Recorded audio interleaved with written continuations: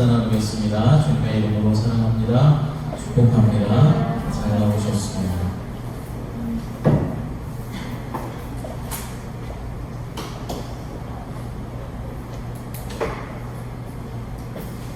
남북 전쟁이 일어났을 때의 일입니다. 1862년 미국 버지니아 네파 하노크 전투는 북부 연합군 12,000명과 또 남부 연합군 5,000명의 사상자를 내었던 가장 치열했던 전투로 기억되고 있습니다. 이 전투에서 양쪽 진영은 강 하나 사이를 두고 대치하고 있었습니다. 낮에는 맹렬한 전투가 벌어졌고 밤이 되면은 이제 군인들의 사기를 높이기 위해서 군악대에서 음악회들을 열었습니다. 그런데 어느 날 밤 기적과 같은 일들이 일어났습니다. 그 기적은 북부 연합군의 군악대의 연주로부터 시작되었습니다. 아름다운 선율의 멜로디는 은은하게 울려 퍼졌고 언제 자신의 목숨이 어떻게 될지 모르는 그 긴장의 밤을 보내던 군인들이 마음을 사로잡기 시작했습니다. 그리운 가족과 연인에게 편지를 쓰고 있던 장병들은 사무친 그리움을 가지고 북받쳐서 이제 텐트 밖으로 뛰쳐나와서 노래를 따라 부르기 시작했습니다. 그런데 놀라운 일이 벌어졌습니다. 이 노래가 강 건너서 남부 연합군의 진영에까지도 울려 퍼지게 되었다라는 것입니다. 그래서 남부 군악대도 덩달아서 함께 연주를 하게 되었고 군인들도 함께 노래를 따라 부르면서 강 하나를 사이에 두고 남북의 군인들은 한 노래를 가지고 합창을 하기 시작하였습니다.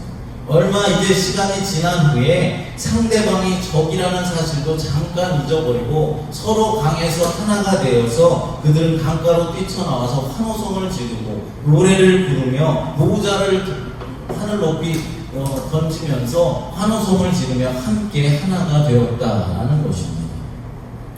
1851년 4월 10일 미국의 한 시민이 알제리에서 사망하였습니다. 그로부터 31년이 흘렀을 때 미국의 정부는 군함을 보내서 그의 유해를 이제 미국으로 가져옵니다. 유해가 미국의 뉴욕항에 도착하는 날 도시가 생긴 이래 최대의 인파가 부두에 모여서 그 유해를 맞이했습니다. 그 중에는 대통령도 있었고 국무위원들도 함께하고 있었습니다. 수많은 사람들이 도열한 가운데 예포가 울려 퍼지고 군악대의 연주 소리가 울려 퍼졌습니다.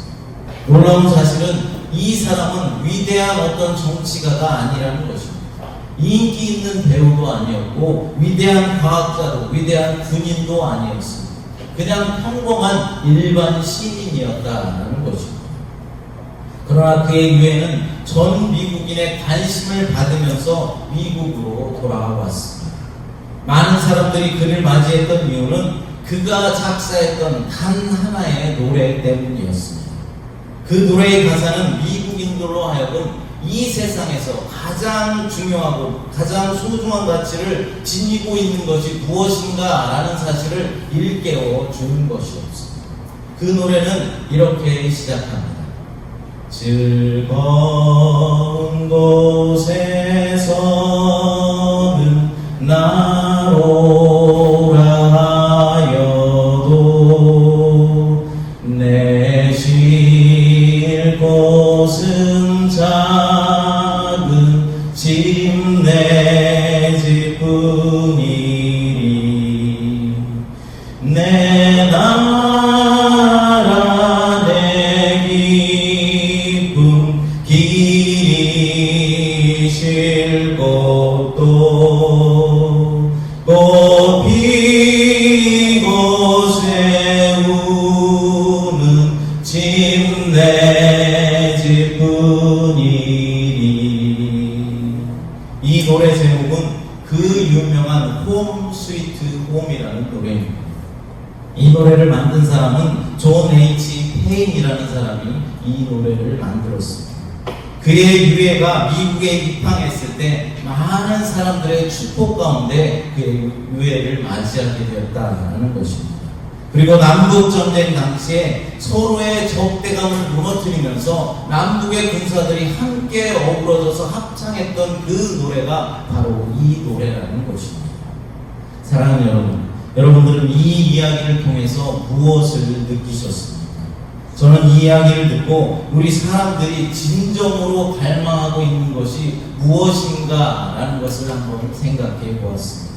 그것은 바로 아름답고 따뜻하고 영광스러운 공동체의 모습이다 라는 것입니다. 전쟁이 벌어져서 서로가 서로를 죽여야 하는 그런 상황, 다른 사람을 내가 죽이지 않으면 그 사람에게 내가 죽음을 당해야 하는 그런 삭막하고 긴장된 그런 상황 가운데서 군인들은 왜 이 노래를 부르면서 감격에 겨워했을까요? 왜 많은 미국인들이 평범한 한 사람의 유해를 그토록 많은 관심을 가지고 맞이했을까요? 그것은 가족이야말로 가장 긴장되고 가장 긴박한 그런 상황 가운데서도 마음의 위로와 참된 안식과 평화를 가져다주는 그런 곳이기 때문일 것입니다. 그렇다면 여러분, 예수님이 세우신 예수 그리스도의 몸을 이루고 있는 우리 교회 공동체는 어떠냐는 말입니다. 우리가 교회를 가족 같은 교회다, 가족이다라고 성경에서도 비유하고 있지 않습니까? 긴박한 상황에서 고난의 상황 가운데 교회가 생각이 나고 더욱더 간절해지십니다. 우리 교회 공동체는 그립고 따뜻하고 아름다운 모습을 간직하고 있느냐라는 말입니다. 너무나도 야박하고 삭막한 세상에서 매일같이 전쟁을 치르는 것과 같은 이 세상을 살아가면서 긴장감 속에 살아가면서 교회 공동체 식구들을 생각할 때 마음의 위안을 얻고 이제 예배 시간에 만날 하나님과 성도들을 생각하면은 기대감과 설레임이 있느냐라는 말입니다. 건강한 공동체는 사람을 세워주는 공동체입니다. 상처와 아픔을 치유하고 회복시켜주는 일들이 일어난다라는 것입니다. 기도에서 한 방에 어떤 것이 치유될 수도 있을 것입니다. 그러나 하나님은 우리의 관계 속에서 따뜻한 위로와 사랑이 연결되도록 도우신다라는 사실입니다. 그래서 세상에서 아무리 상처를 받아도, 세상에서 아무리 아픈 일이 있고 상처받은 일이 있다라고 할지라도 이 예배를 통해서 우리 공동체, 교회 공동체의 어떠한 모임들을 통해서 우리는 새 힘을 얻고 회복이 되어서 다시 세상 밖으로 나갈 힘을 얻게 되는 것입니다. 여러분, 전쟁터가 힘든 이유가 무엇이겠습니까? 적군이 내 앞에 있기 때문일 것입니다. 언제 쳐들어올지 모르기 때문에, 내가 언제 목숨을 빼앗길지 모르기 때문에 계속해서 적군에 대해서 신경을 쓰고 있어야 하는 것입니다. 눈치를 봐야 하고 적의 동태를 살피고 있어야 하는 것이죠. 또한 작전 개시가 떨어지면 싸움에 투입되어서 적군들을 죽여야 한다는 그런 긴장감과 두려움이 있는 것입니다. 그런 곳에서는 밥을 먹어도 불안하고 잠을 자려 누워도 불안해서 잠을 잘 이루지 못할 것입니다.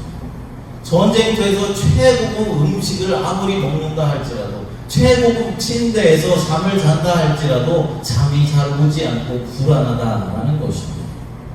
하지만 가정이 편안하고 행복한 이유가 무엇이겠습니까? 모든 것들이 다 무장해제가 되기 때문입니다.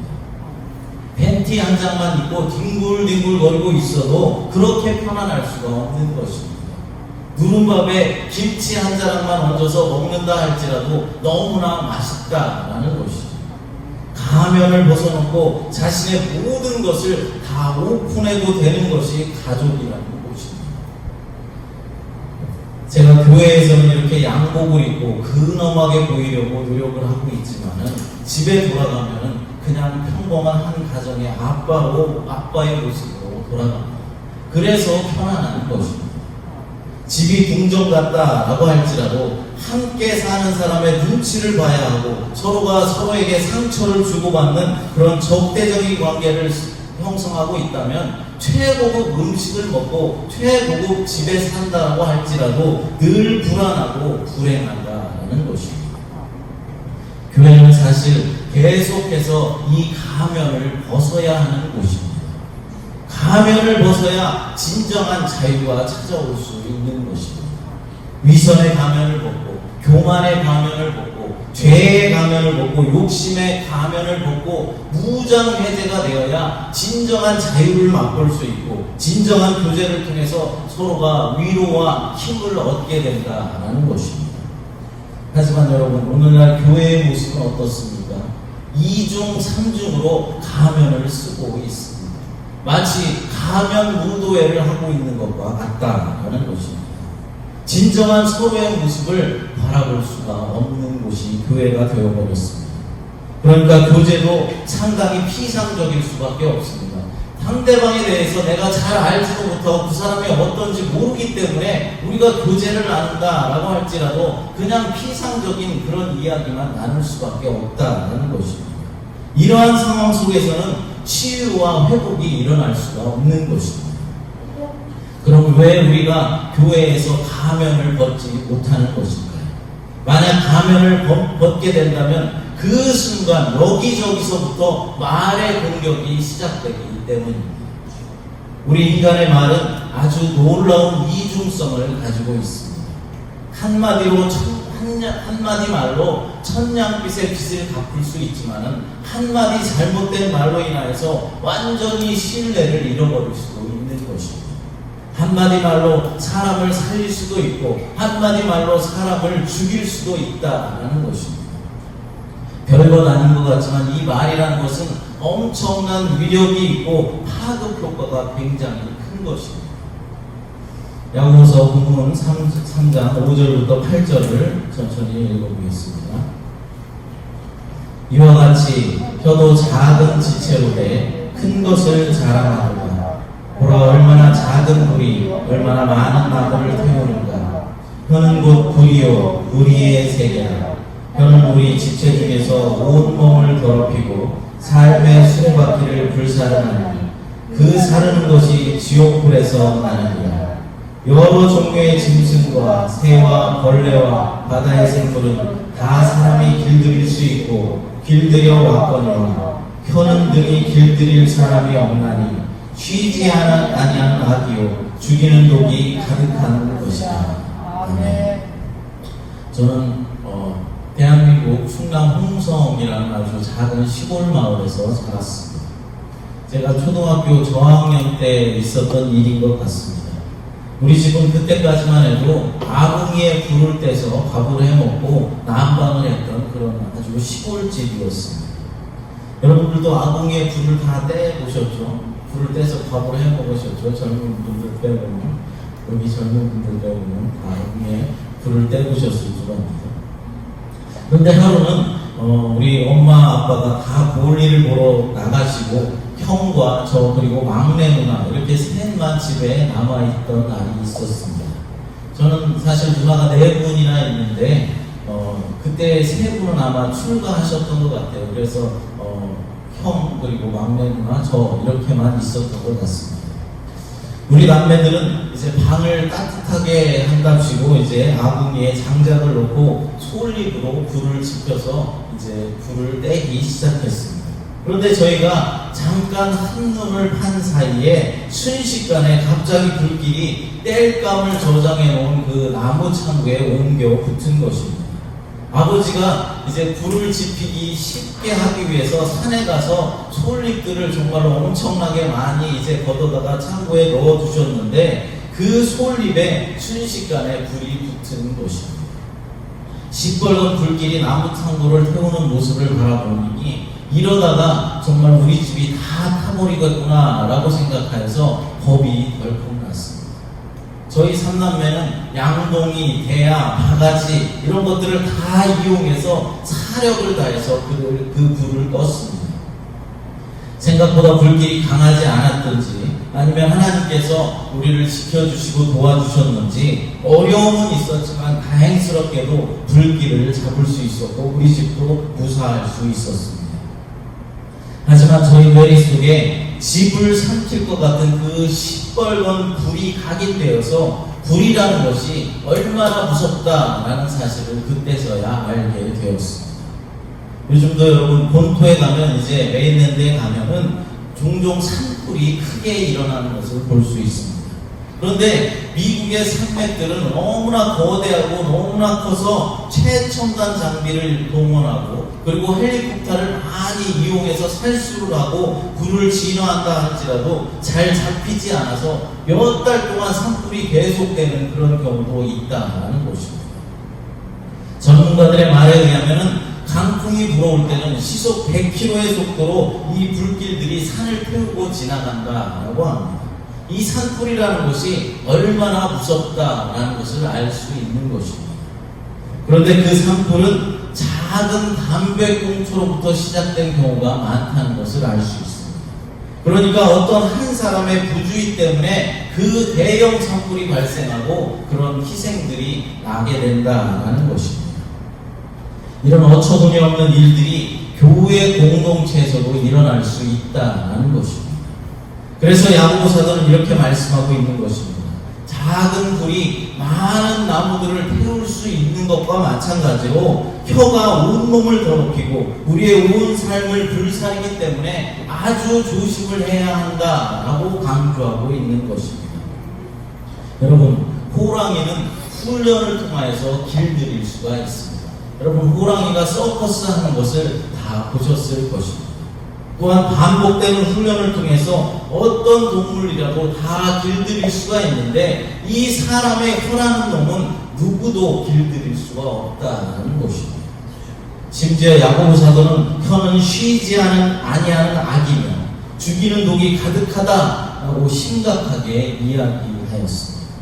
작은 불이 온 산과 온 마을을 다 태우고 시커먼 잿더미만 남길 수 있는 것과 마찬가지로 말로 인해서 교회가 분열되고 파괴되고 힘을 잃어갈 수가 있다는 것입니다. 사실 우리는 남 얘기하는 것을 참 좋아합니다. 누구 하나만 없으면 그 사람을 어떻게 해서든지 씹으려고 노력을 합니다. 저도 이제 여기에서 일을 하면서 어머니들을 태우고 이제 다니는데 한 어머니가 내리면 그 어머니에 대해서 계속 이야기를 합니다. 뒷담화를 치는 것이죠.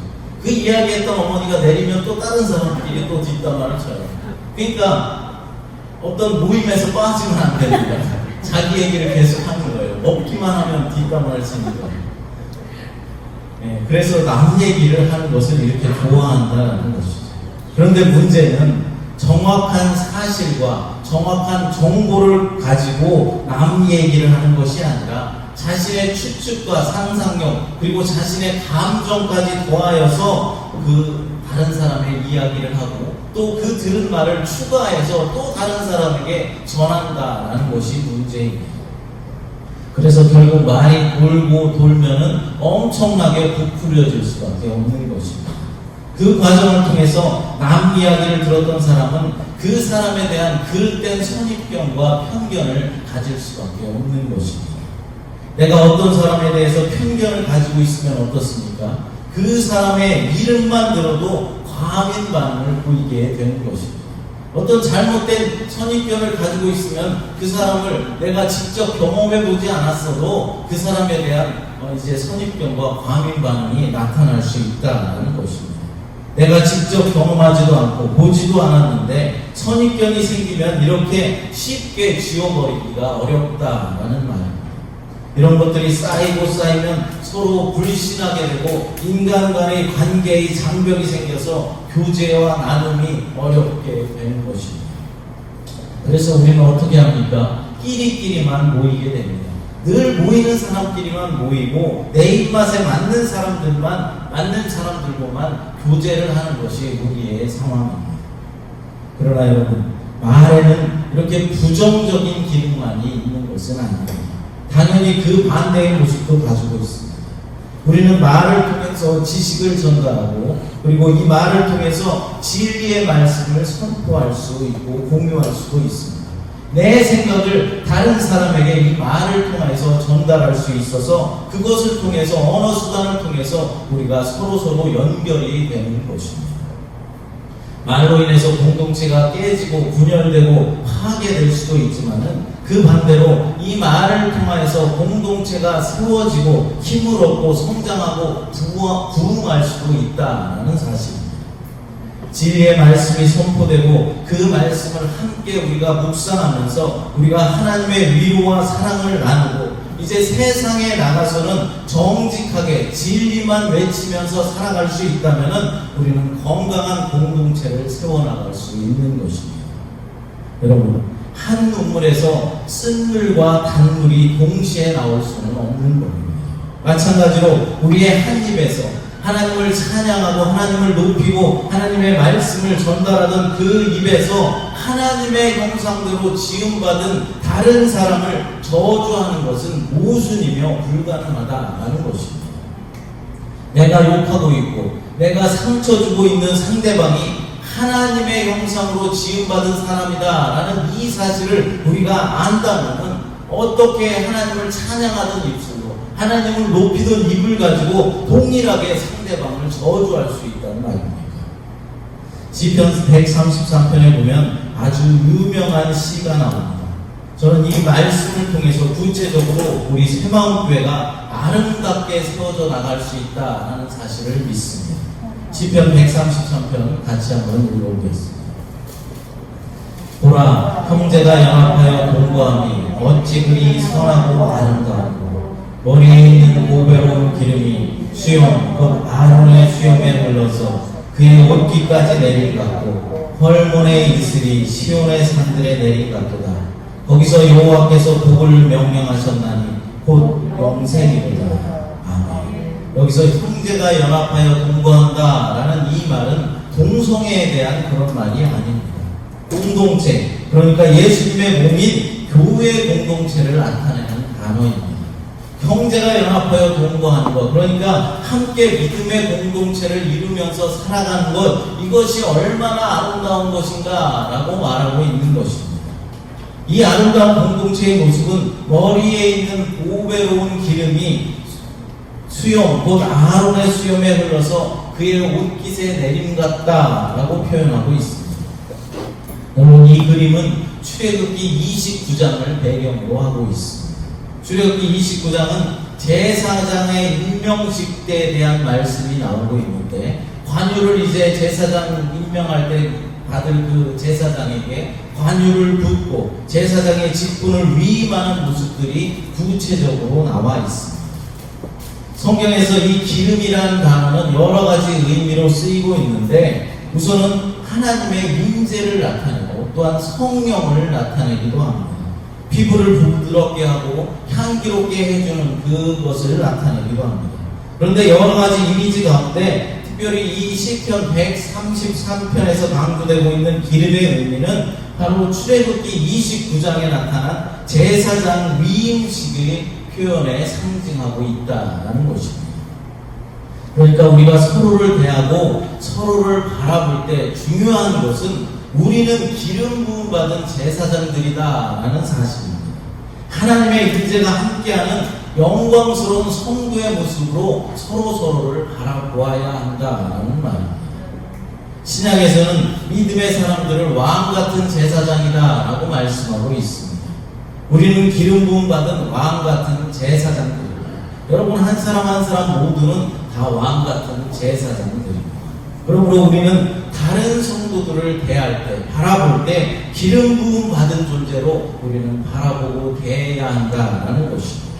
그러면 우리의 관계는 더욱더 실질적이고 깊어지게 될 것입니다. 예수님은 모든 조롱과 비난과 저주를 홀로 짊어지시고 십자가에서 못 박혀 돌아가셨습니다.